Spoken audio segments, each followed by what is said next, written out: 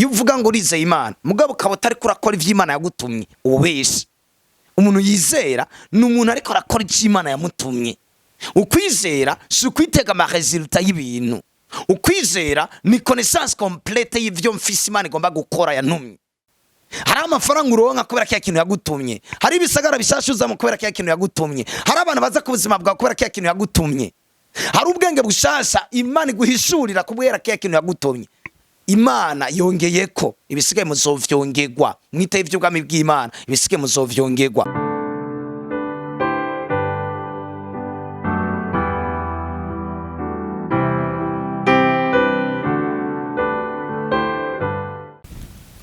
Amara Kristo bane namwe mwese turashima Imana gusubira kubana n'umwami.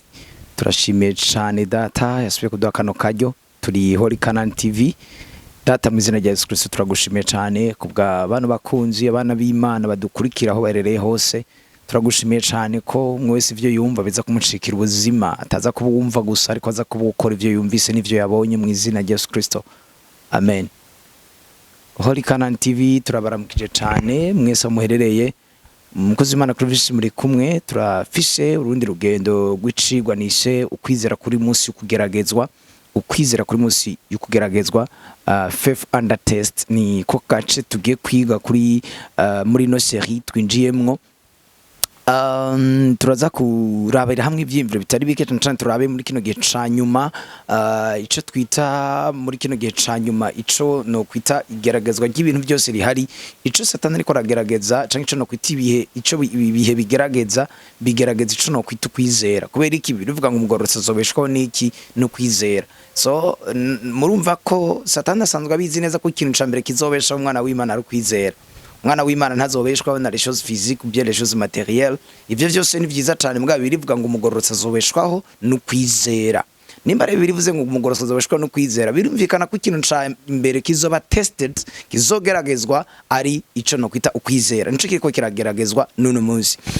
Turashaka kwihakararo gato urana nko muri boxe bajya abantu babiri ariko baragwana umuboxere umwe agerageza kugira ibintu bataratangura kugwana kugira ngo bituma wa undi baza kugwana agira ubwoba. Hari ibintu bagira no muri football naho ndabibona umukinyi kora ko ariterera hejuru agira utuntu kugira ngo bajya abanda bice mu mutwe. Management cyane murumva nta kintu na kimwe yakoze ko we warase gusa utuntu agira nico no kwita utu distraction n'utuntu Satani agira muri kino misi ya nyuma turaza kuraba uduce tumwe tuduce ko utegereza kubimenya. Satani nariko cyane arahagarika amafaranga yawe nariko aracana arahagarika arabizi Satani bugena ariko arakaya cyane ingwara ariko arazana dute mu kwizera kubera arabizi ko just shall live by faith. Umugororotsi azobeshwaho no kwizera. Kwizera je ngunda kuvuga ngo c'est connaître les promesses niko ngunda kubisigura. Ukwizera ni connaissance complète ya promesse y'ingene Imana imvuga ko ndi muri Kristo Yesu. Muri ico gendo wizera kubera mfise kumenya guhishuwe neza. Kubera iki ndakunda kwirefera kuri Caleb na Yoshua icatumye bashobora kwinjira mu gihugu cy'isezerano gihe kimwe baragiye gutata igihugu cy'isezerano bagaruka n'abandi batasi 8 nabo batubwira ngo batasi 8 baje bavuga inkuru z'agacamugongo kugeza yihangage Israeli ririra rigira ubwoba cyane. Mwumvirize bene data bagize ubwoba kubera iki ntibagize ubwoba kubera babonye abanaki ntibagize ubwoba kubera bajya abantu bababonye no bagize ubwoba kubwa makuru bahawe. Imana kimwe cyane amakuru bahawe ni yatumye bagira ubwoba. Mugabo Yesu na Caleb nabo nigiki cyatumye bazana inkuru itandukanye ni abandi batasi bajanye babonye ibintu bimwe mugabo bavyenterprete gutandukanye. Imana kimwe cyane Satani kinye nakeneye Sata we warakaya desordre hama interpretation we ufise niza gutuma ubuzima bwawe bumera nabi. Burya ubuzima bw'abantu benshi buzi ubwoba abantu benshi barabaye affected barafatwa n'ibintu byabo birononekara kubera ama interpretation insiguro baha ivyo baba babonye. Yoshua na Caleb bazanye imvugo ifatanye n'isezerano Imana ari yaravuze ko bazokwinjira igihugu cy'isezerano gusa suko bijya bintu bishobora kuba bitari ivyo bishobora kuba byari ivyo mugabo igikomeye suko byari ivyo bajya abantu byari bigatanya no igikomeye ni Imana yari yaravuze kurutse ivyo babonesheje amaso. Nanje muri situation ndi mu munsi mu byo ndiko ndabamo igikomeye civil ko biraba muri kino gihugu cyo Burundi igikomeye ni ivy'Imana yavuze no Burundi butaratangura ku buzima bwanje muri Kristo Yesu. My goodness igikomeye si ibyo abaganga bavuze ku mubiri wanje, nuko abaganga babivuze nanje nsanga atari indi hishurwa mfise. Nta kundi kumenya, ntaco no kwita kumenya kwa promesse, kuko Imana iyo bija hose ntiyatubishize hano mw'isi kugira ngo abaganga bagume badukubitira amafaranga kweri. No, amafaranga nayo kwamamaza ubutumwa bwiza. Mugabo kubera cyo no kwita l'ignorance, nico gituma Yesu Kristo yavuze ngo muzomenya ukuri kubahe kwidegembya. Ukwidegembya kuva ku kuri umuntu azi. Ukuri niki? Ukuri nko nabivuze nukumenya umuntu afise ku kintu. Hama agaca aronka kugutahura, hama maze kuronka kugutahura, ko gutahura niko guca kuza nico no kwita ihishurwa. Ihishurwa racarizana ukuri nago guca kuzana ubuzima. Imana kimwe cyane. Reka dushire ko kandi kana ko navuga ngo kwizera, hano hari akantu mfise kavuga ngo nk'ubu uvuze ngo urizera Imana ariko ukaba utariko urakora ivyo yagutumye uba ubesha. Iyo uvuga ngo urizeye Imana mugabo ukaba utariko urakora ivyo Imana yagutumye ubesha. Umuntu yizera ni umuntu ariko arakora ivyo Imana yamutumye. Ukwizera si ukwitega ama resultat y'ibintu. Ukwizera ni connaissance complète y'ivyo mfise Imana igomba gukora yantumye. Mana kimwe cyane. Siko muvyumva hano igitabo cy'abahizi bo kwizera duse muri Bibiliya si igitabo kirimo abantu barindira ibintu Imana izokora. Ni igitabo kirimo abantu bakoze ibintu hama Imana kiravyandikisha ivyita ngo nabahizi bo kwizera. Nanje mu rurunganwe rwanje ndi umuntu ariko arakora ivy'Imana yantumye, sinzaba bibona ingene bazovyandika. Ukwizera si resultat ndose kubera ibintu mbuze. Ukwizera ahubwo ni connaissance complète y'ivyo mfise Imana yakoze muri Kristo Yesu n'ivyo yantumye gukora. Iyo ndiko natora Bibiliya nsoma nukugira ngo nshobore guhishurirwa exactement who am I, ndinde, no kugira ngo nshobore kumenya naje gukora iki jewe Clovis nkanje. Ukwizera si ibintu vya rusangi, ukwizera ni ikintu gikorwa personnel, ni découverte personnelle.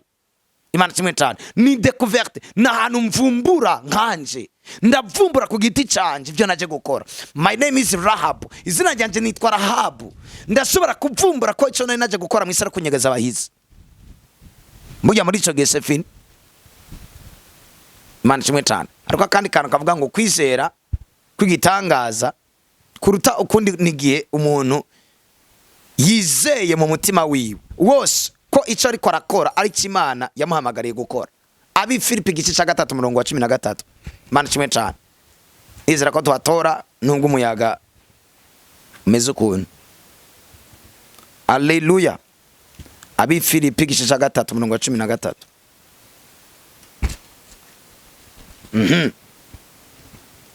Havuga ngo nico gituma ndabinginga ngo nimwihebuzwe n'amarushwa yanje yo kubwanyu kuko ariyo cubahiro canyu. Imana kimwe cyane. Sisiko muvyumva Paul ukwizera kwiwe ntiyari yiteze ko azokwitwa umuhizi ukwizera kubera avuye mu magorwa. Ahubwo yatinze atora kandi kantu gakomeye cyane ngo amagorwa ndiko ndacamwo nukugira ngo mwebwe bibabere ivyirato. Imana kimwe cyane.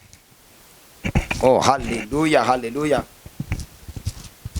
Abiki nchimvira yashize ko tugishireko.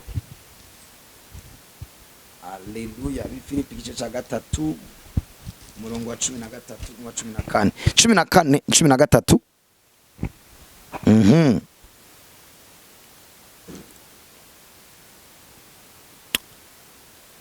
Avuga ngo bene data jeho kubwanje sinibwira yuko maze kugifata, ariko ico nkora ni kimwe gusa, nibagira ibiri nyuma nkashikira ibiri imbere, nkashishikara ibiri imbere, ndakovya gushikaho ntanguranirwa ku mpera y'umuhamagaro w'Imana muri Kristo Yesu wo kuja mwijuru. Imana kimwe cyane. Uri Paul nako navuga ngo umuntu ukwizera kwigitangaza kuruta ukundi kose nigihe umuntu yizeye mu mutima wiwe wose ko ico ariko arakora arico Imana yamuhamagariye. Murumva Paul avuga ati je ndi sûr et certain, ndashishikara kino kintu, ndashishikara kuvuga ukuri nico canzanye mwisi, ndashishikara kwerekana ingene Imana imeze nico canzanye mwisi, ndashishikara kwerekana urukundo nico canzanye mwisi. Imana kimwe cyane. Ni uruwizera igihe ufise ugushishikara mu mutima kwerekana ikintu cyose Imana yagutumye kwerekana. Nimba Imana yagutumye kugaragaza Imana biciye mu gukora ibirato, ndashishikana muri ivyo bintu byo gukora ibirato kugira ngo Imana yanje igaragare do plus muri iyo domaine gukora ibirato. Ndashishikara Imana kimwe cyane numse ko afise conviction totale y'ivyo agomba gukora, ni umuntu afise umutima ugumijeko kuri ivyo bintu Imana yamutumye gukora. Imana kimwe cyane. Bandi nabo muri Kristo buzuye ivyandiko no kwizera. Bene data, ikindi kintu ugomba kumenya, ukwizera sige nuzuye ivyandiko. Ukwizera no kumenya neza ni gihe mfise ivyo vyandiko bihishuwe. Yego nivyo kwizera gutangurana no kumva. Kwizera gutangurana no kumva. Mugabo kandi naho ivyo bintu bicika ubuzima muri jewe, ndashobora kuvuga ati nduwizera ryari kubera hari ijambo mfise rihishuwe neza. Sinduwizera igihe mbonye resultat y'ikintu kanaka. Nduwizera igihe maze kuronka ijambo icambere nambe. Bene data, munyumvirize mvuga ingazi 3 zo kwizera. Ari ukwizera kwatumye dukizwa. Iyo ni ngabire. Nico no kwita imbuto, seed. Ari ukwizera kugira kabiri, n'ukwizera kwa transformation. Ukwizera kwa transformation bisigura iki? Naho mfata ijambo ry'Imana rigatangura guhindura ivyiyumviro vyanje. Muri ico gihe ndase ukwizera kugira kabiri. Nico no kwita ku giti nk'umutumbatumba. Igiti. Hari ukwizera kugira gatatu, n'ukwizera kwa manifestation. Ukwizera kwa manifestation nico no kwita les fruits. Nko ku giti turabona ivyamwa. Imana kimwe cyane. Umuntu wese yize Yesu Kristo arafise capacity yo kwizera. Kubera iki? Igihe nizera Yesu Kristo narahawe ubushobozi bwo gushobora kwizera ikintu. Imana kimwe cyane. Mugandi ko navuga ngaho ubushobozi bwo kwizera bukomeye cyane, nigihe nshoboye kumenya ico naje gukora mwisi. Muri ico gendo wizera. Narashoboye kumenya ico naje gukora. Cyatumye nizera Yesu Kristo no kugira ngo Imana ishobore kumenyesha, ishobore kunkoresha, ishobore kungaragariza nk'ibikorwa vyayo. Imana kimwe cyane. Hari kandi kantu gakomeye twovuga ko igituma Satani atazokwigira guhagarika mu gikorwa cyo kwizera. Ukwizera cyo gikomeye cyane, ahubwo igikomeye cyane nivyo tuca dukora kubera kwizera dufise. Satani nigara hagarika umuntu kwizera. Urashobora kuba ufise ibintu wizera mu gutari kurakora ivy'Imana yagutumye gukora. Muri ico gihe nico no kwita ikinyoma. Kubera Bibiliya ivuga ngo, usomye hariya mu gitabo cyo ca Matayo, Bibiliya ngo 6:33 ngo ivuga ibijanye no kwingene Imana yongerako ngo mwite ivy'ubwami bw'Imana bisige muzobironka nk'inyongera. Imana kimwe cyane. Bene data, mwumvirise neza. Bibiliya ivuze ngo mwite ivy'ubwami bw'Imana bisige muzobironka nk'inyongera. Imana ivuze ngo izokongera ku muhamagaro, izokongera ku vyo uri kurakora. None izokongera kuki? Ngo mwite ivy'ubwami bw'Imana bisige muzovyongerwa. Bibiliya z'icongereza zerekana ngo ni to add. Imana yajuta. Igihe uri kurakora kuri iki yagutumye, ica yajuta ko ukwizera, ukwihangana. Ica yajuta ko ingeso nziza. Alleluia. Aguma wumva, iguma yajuta ko amakonesansi igihe uri kurakora iki yagutumye. Hari abantu muguma mumenyana kubera kiya kintu uri kurakora yagutumye. Hari amafaranga uronka kubera kiya kintu yagutumye. Hari ibisagara bishashuza mu kubera kiya kintu yagutumye. Hari abantu baza ku buzima bwawe kubera kiya kintu yagutumye. Hari ubwenge bushasha Imana iguhishurira kubera kiya kintu yagutumye. Imana yongeyeko ibisigaye muzovyongerwa. Mwite ivy'ubwami bw'Imana ibisigaye muzovyongerwa. Imana kimwe cyane. Imana yongera kuri cya kintu Imana yagutumye. Nigihe uri kurakora, Imana nishobora kongera umuntu atari kurakora. What are you doing? Ni kurakora uyu munsi mu bwami bw'Imana kugira ngo Imana yongereko. Imana kimwe cyane. Peut-être turashobora kubura umuririmbyi. Oh wow. Est-ce que réellement iyo ngabire yo kuririmba iri kuri serve ubwami bw'Imana? Imana ica yongera kandi makonesansi, ica yongera kubundi bumenyi, ica yongera kabandi bantu mukorana muri ivyo bintu. Imana kimwe cyane. Igituma kandi kantu twokongera ko abantu benshi n'ikibazo cyo gusenga muri ino domaine yo kwizera kibagora. Mu buzima rukristo gituma abantu benshi gusenga bibagora. Kubera usenga amasaha menshi kubera washoboye kudecouvra ico waje gukora no kwisi. Ntushobora gusenga umwanya munini igihe utarashobora kumenya ico waje gukora. Usanga usenga umwanya muto nyene. Kubera gusenga si igikoresho nkuko namaze imisi ndabivuga, si igikoresho c'idini. Gusenga ni igikoresho c'ubwami kidufasha guhishura imigambi y'Imana iri mu mutima wayo ku bwacu. Gituma rero benshi biza kwanga gusenga umwanya munini, uzavuga ngo je nibikunda ko senga umwanya munini, ni kubera isengesho, ni kubera gusenga kwa utarashobora gutahura ico gusobanura. Gusenga nko nkunda kubivuga ni moyen de transport idutwara y'Imana niba kugira ngo dushobore kumenya imigambi yayo, kugira ngo dushobore kumva ivyo ikeneye kudukoresha. Imana kimwe cyane. Kozi Imana Kristo mwari kumwe, reka tugarukire hano, tuzobananyira fa prochaine. Turashima Imana kubwo kubana namwe n'ivyumviro bitari bike dushoboye gusangira. Data mu izina rya Yesu Kristo turaguhezagiye cyane. Ndagushimiye kubana abantu bumvisha ivyumviro vy'ubwami bwawe mu byo kwizera, bashoboye gutahura bitari bike. Turagushimiye cyane ko bashoboye guhishurirwa mu izina rya Yesu Kristo no dusense kandi twizeye. Amen.